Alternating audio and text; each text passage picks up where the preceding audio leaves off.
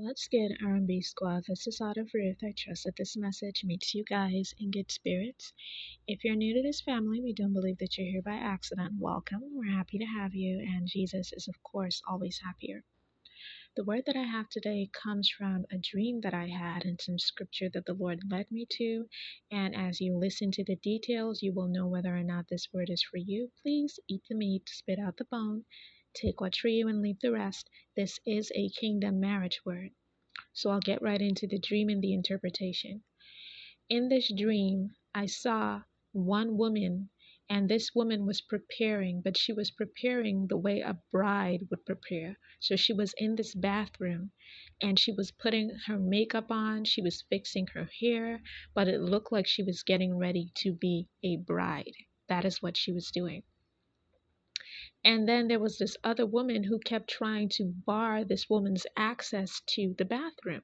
So every time this lady would leave the bathroom to retrieve something from her bedroom and then return to the bathroom, when she was attempting to return to the bathroom, there was this other lady attempting to bar her access to the bathroom. And she was doing all kinds of things. She tried to throw something down the toilet so that it would not be able to flush.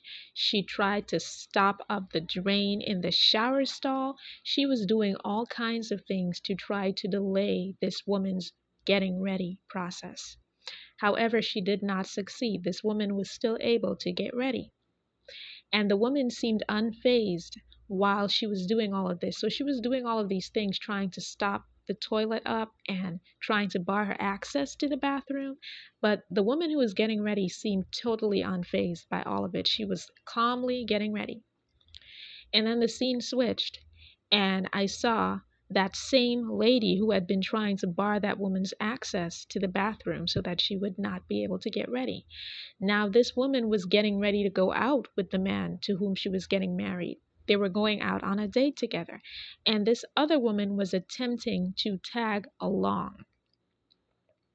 And when she was attempting to tag along, she did not succeed because there was no room there for her to tag along.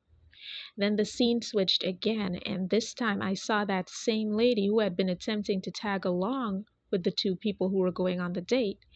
She was praying to this object. It looked like it was some sort of idol image, and she was praying to it, and there was an entity in this image to whom she was communicating, with whom she was communicating.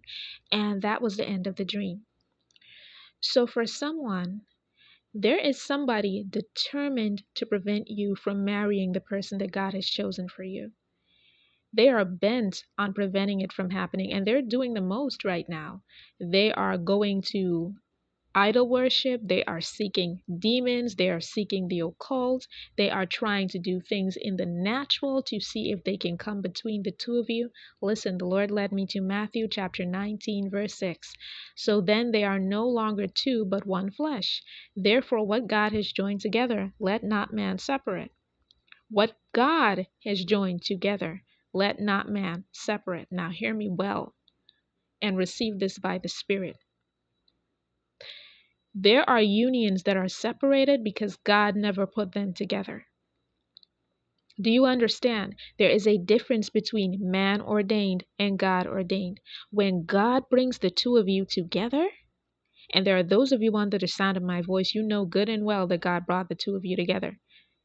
There has been so much confirmation of that. When God puts two people together, nothing anybody does in the spirit or in the natural can separate those two people. It might look like they got y'all separated for a while. It might look like it's working. But trust and believe that anything that God allows, He's going to use to punk these individuals, to punk the enemy working through them, and to turn it around and cause it to work out for His glory and for your good.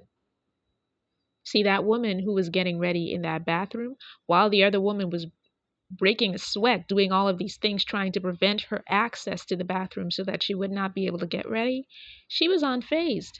That's how you need to be in this time. Be unfazed, because these people are fooling themselves. These human agents whom the enemy is working through to stop your marriage promise from coming together, they are fooling themselves. Nobody can stop this. The Lord said the time is ripe R-I-P-E, ripe. It's time for you to reap your harvest where your marriage promise is concerned. So I hope that this message blessed someone. I love you guys. I will be back with another word as soon as the Lord releases me. Take care.